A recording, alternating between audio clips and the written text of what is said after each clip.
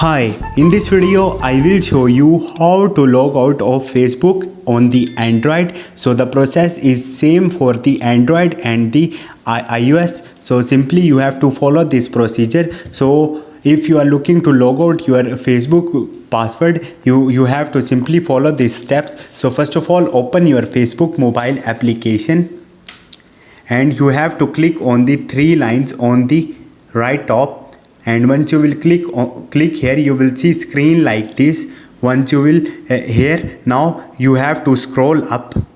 Once you will scroll up, you will see logout option here. Simply you have to tap on the logout, and once you will click on the logout, you will be logged out from the Facebook account and you will see a login in page after it. So in this way you can log out from any of the account of the Facebook. So this is the procedure.